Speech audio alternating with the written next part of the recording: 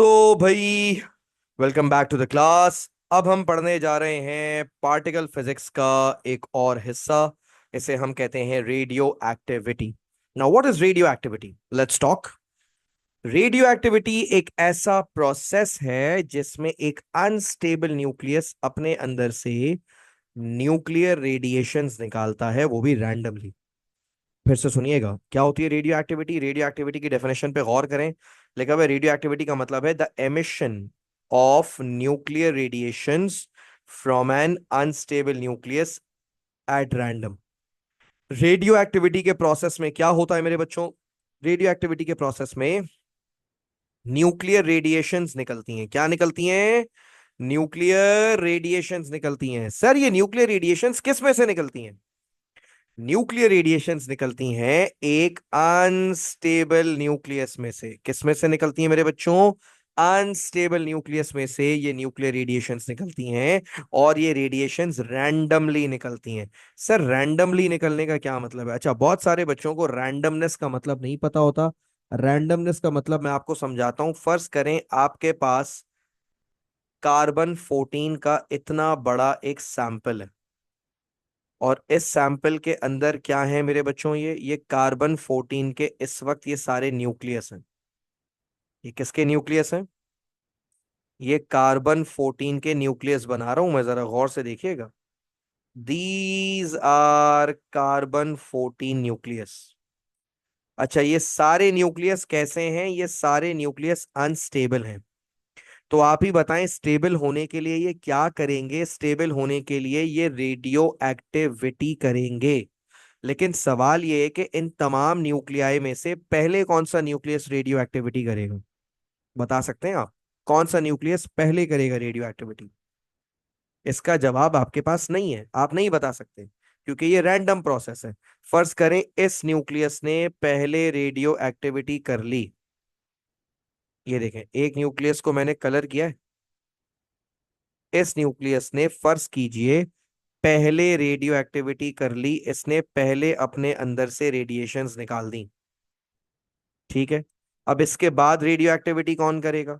इसके बाद कोई दूसरा न्यूक्लियस रेडियो एक्टिविटी कर सकता है।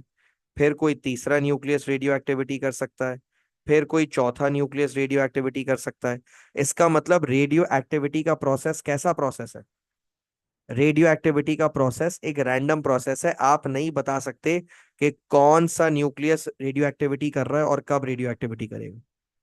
ठीक है, मैं फिर से रिपीट कर रहा हूं, मेरी बात गौर से सुनिएगा। मैंने क्या कहा? आपके पास एक सैंपल है। उस सैंपल के अंदर क्या मौजूद है? उस सैंपल के अंदर अनस्टेबल न्यूक्लियाई मौजूद है। क्या है? एक रेडियो एक्टिव एलिमेंट है, उसके अंदर बहुत सारे अनस्टेबल न्यूक्लियाई हैं।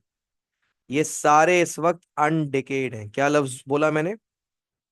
मैंने बोला ये सारे इस वक्त अनडिकेड हैं। अनडिकेड का मतलब अभी इनमें से किसी भी न्यूक्लियस ने रेडियो एक्टिविटी परफॉर्म नहीं की है। अब आप बताएं, सबसे पहले रेडियो एक्टिविटी परफॉर्म कौन करेगा? तो बेटा, जवाब ये है कि पहले रेडियो एक्टिविटी परफॉर्म कोई सा भी कर सकता है। फर्ज करें इसने परफॉर्म कर ली। इसने अपने अंदर से रेडिएशन निकाली और ये डिके हो गया। अब बताइए इसके बाद कौन सा डिके होगा? तो आप बोलेंगे सर हम नहीं बता सकते। तो इसका मतलब रेडियो एक्टिविटी का प्रोसेस मुकम्मल तौर पर एक रैंडम प्रोसेस है। ना आप ये बता सकते हैं कि कब कौन सा न्यूक्लियस डिके होगा, ना आप ये बता सकते हैं कि एक वक्त में कितने न्यूक्लियस डिके होंगे। You can't tell. It is totally a random process. सही है भाई? तो radio activity is a random process. इस बात का मतलब ये है, you can not predict that which nucleus will decay and when will it decay. बात समझ आ गई भाई? तो जल्दी से बताएं अगर ये बात समझ आ गई हो, रैंडमनेस वाली।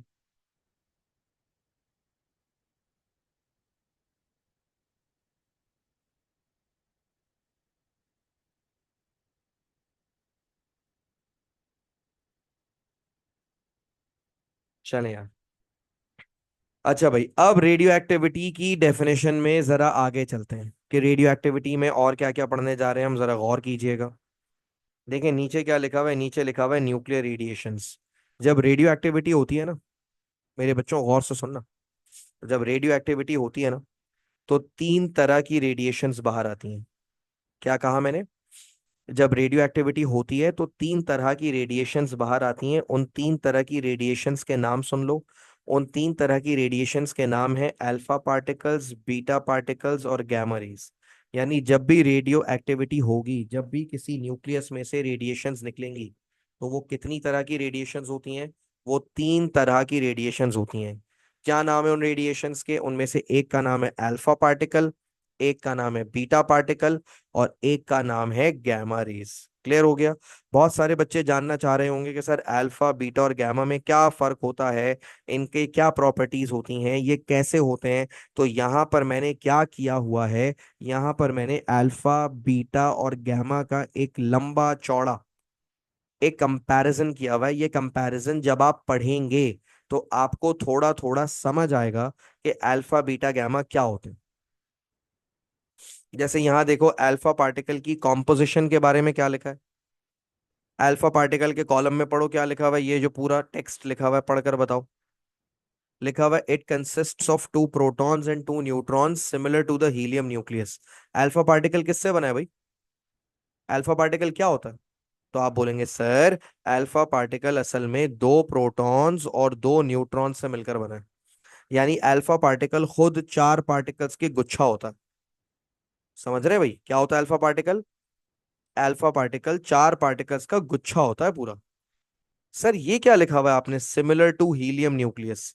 ये मैंने इसलिए लिखा है क्योंकि देखो, अगर हीलियम एलिमेंट की बात करूं तो हीलियम एलिमेंट के न्यूक्लियस में भी दो प्रोटॉन्स होते हैं और दो न्यूट्रॉन्स होते हैं। यानी हीलियम का न्यूक्लियस देखने में बिल्कुल अल्फा पार्टिकल जैसा होता है। तो आप हीलियम के न्यूक्लियस को अल्फा पार्टिकल बोलें या अल्फा के पार्टिकल को हीलियम न्यूक्लियस बोले, बात एक ही है। अल्फा पार्टिकल में भी दो प्रोटॉन और दो न्यूट्रॉन होते हैं, हीलियम न्यूक्लियस में भी दो प्रोटॉन और दो न्यूट्रॉन होते हैं। उसी जगह बीटा पार्टिकल क्या होता है, लिखा हुआ है it is a high speed electron और positron emitted from the unstable nucleus. बेटा बीटा पार्टिकल दो तरह के हो सकते हैं, या एक इलेक्ट्रॉन होगा या एक पॉजिट्रॉन होगा। अच्छा यहाँ पे थोड़ी सी सुन लें ए लेवल वाली बातें। देखिए जब बच्चा ओ लेवल में होता है ना, उसको सिर्फ ये पता होता है कि बीटा पार्टिकल सिर्फ एक ही होता है। ए एस में आके पता चलता है, ए लेवल में आके पता चलता है बीटा पार्टिकल भी दो तरह के होते हैं। एक पॉजिटिव बीटा पार्टिकल होता है, एक नेगेटिव बीटा पार्टिकल होता है। मतलब ये हुआ कि एक बीटा पार्टिकल है जिसका नाम इलेक्ट्रॉन होता है, एक और बीटा पार्टिकल है जिसका नाम पॉजिट्रॉन होता है। इलेक्ट्रॉन से तो आप लोग वाकिफ हैं कि इलेक्ट्रॉन क्या होता है। अभी आप लोग जिससे वाकिफ नहीं है उसका नाम है पॉजिट्रॉन। पॉजिट्रॉन क्या होता है ये आपको इस चैप्टर के एंड में समझ आएगा, अभी फिलहाल आप रट्टा मारें। बीटा पार्टिकल कितनी तरह के होते हैं बच्चों? बीटा पार्टिकल दो तरह की होते हैं, एक इलेक्ट्रॉन एक पॉजिट्रॉन, जो कि किस में से निकले? अनस्टेबल न्यूक्लियस में से निकले। अच्छा बच्चों को ये भी पेट में दर्द होता है, सर न्यूक्लियस में से इलेक्ट्रॉन कैसे बाहर आ सकता है? इलेक्ट्रॉन तो न्यूक्लियस में होता ही नहीं है। न्यूक्लियस के अंदर तो प्रोटॉन और न्यूट्रॉन होता है, इलेक्ट्रॉन कहाँ से आ गया? तो बेटा ये मैं आपको सिखाऊंगा कि न्यूक्लियस में से इलेक्ट्रॉन कैसे बाहर आता है। उसी जगह जरा देखकर बताएं गैमा रेस क्या होती हैं।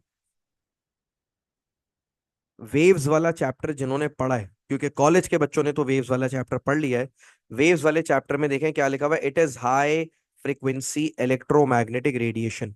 असल में इलेक्ट्रोमैग्नेटिक रेडिएशन सात तरह की होती हैं। Radio waves, microwaves, infrared, visible, ultra, X rays, gamma rays. तो गैमा रेज ये वही वाली हैं भाई, वो जो गैमा रेज पड़ी थी ये वही वाली हैं। गैमा रेज क्या होती हैं अगर आपसे कोई पूछे, तो गैमा रेज होती हैं हाई फ्रीक्वेंसी की इलेक्ट्रोमैग्नेटिक रेडिएशंस। क्या होती हैं गैमा रेज? गैमा रेज होती हैं हाई फ्रीक्वेंसी की इलेक्ट्रोमैग्नेटिक रेडिएशंस। समझ आ गई बात? ये गैमा रेज होती हैं। क्लियर है?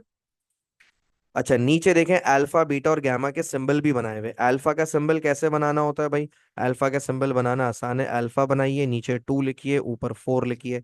ये अल्फा का सिंबल आ गया। बीटा का सिंबल कैसे बनाना है? बीटा के दो तरह के सिंबल होते हैं, एक होता है बीटा नेगेटिव का सिंबल, एक होता है बीटा पॉजिटिव का सिंबल। और गैमा का सिंबल देखें, गैमा का सिंबल तो बड़ा सिंपल है। आपने गैमा बनाना है, ऊपर भी जीरो नीचे भी जीरो। अच्छा बहुत सारे बच्चे बोलते हैं सर अगर जीरो जीरो ये तो लिखने की जरूरत ही नहीं है। हाँ तो आप गैमा बना के सिर्फ ऐसे भी लिख सकते हैं। ठीक है भाई। अच्छा मास में देख लें, इन सारों में सबसे भारी पार्टिकल कौन सा है देखकर बताइए। अल्फा बीटा और गैमा में सबसे भारी कौन है? जाहिर है अल्फा पार्टिकल सबसे भारी है सर। अल्फा पार्टिकल चार पार्टिकल्स का गुच्छा है, दो प्रोटॉन्स और दो न्यूट्रॉन्स। तो अल्फा पार्टिकल तो सर चार चार पार्टिकल का गुच्छा है।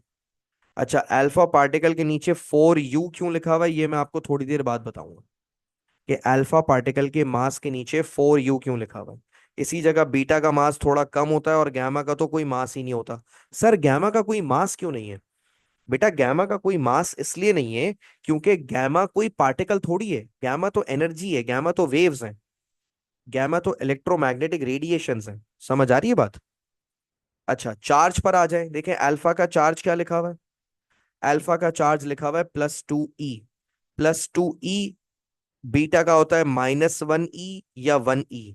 और गैमा का कोई चार्ज नहीं होता। अच्छा, बहुत सारे बच्चों को ये ई में भी प्रॉब्लम होता है। सर ये ई क्या लिखा हुआ है आपने? इस ई का कॉन्सेप्ट और इस यू का कॉन्सेप्ट ये आपको थोड़ी देर बाद समझ आएगा। बस अभी फिलहाल इतना याद रखें कि अल्फा का चार्ज +2 होता है दो प्रोटॉन्स की वजह से, और बीटा का चार्ज माइनस भी हो सकता है प्लस भी हो सकता है, क्योंकि मैंने अभी अभी बताया ना, बीटा दो तरह के होते हैं, नेगेटिव बीटा भी होता है, पॉजिटिव बीटा भी होता है। ओ लेवल के बच्चों को क्या रटवाया जाता है? ओ लेवल के बच्चों को रटवाया जाता है कि बेटा अल्फा पॉजिटिव होता है बीटा नेगेटिव होता है। ए लेवल में आके पता चलता है कि लो भाई, बीटा भी दो तरह के होते हैं, बीटा पॉजिटिव भी होता है बीटा नेगेटिव भी होता है। समझ आ गई बात? और स्पीड भी देख लें, इन तीनों में जो सबसे फास्ट होता है यानी अल्फा बीटा और गैमा में, the fastest is alpha. Oh sorry, अस्तगफुरुल्लाह, the fastest is gamma. Gamma सबसे फास्ट होता है, उससे स्लो होता है बीटा, और सबसे स्लो होता है अल्फा। समझ आ गई बात? लेकिन अल्फा भी स्लो, बहुत स्लो नहीं होता। अल्फा की speed 5% of the speed of light होती है, यानी अल्फा भी बहुत फास्ट है। बस अल्फा बीटा और गैमा में सबसे स्लो है। तो ये जो पूरा टेबल था, इस टेबल में अगर बेसिक समझ आ गए आपको तो एक जरा थम्स अप दे दें। इस टेबल में नया कुछ भी नहीं है। वैसे मैं एक बात बताऊं, सारी ओ लेवल वाली चीजें एक आध चीजों को छोड़ के, जैसे वो यू और ई का जो कॉन्सेप्ट है, बस वो आपको पढ़ाना है, वरना तो ये टेबल नया है, ओ पुराना है। सवाल आया कि सर बीटा के दोनों पार्टिकल्स में से स्लो कौन सा है? बेटा बीटा नेगेटिव और बीटा पॉजिटिव की सेम स्पीड होती है। बीटा नेगेटिव और बीटा पॉजिटिव सेम ही पार्टिकल्स होते हैं, बस चार्ज का फर्क होता है, वो मैं भी थोड़ी देर बाद बताऊंगा।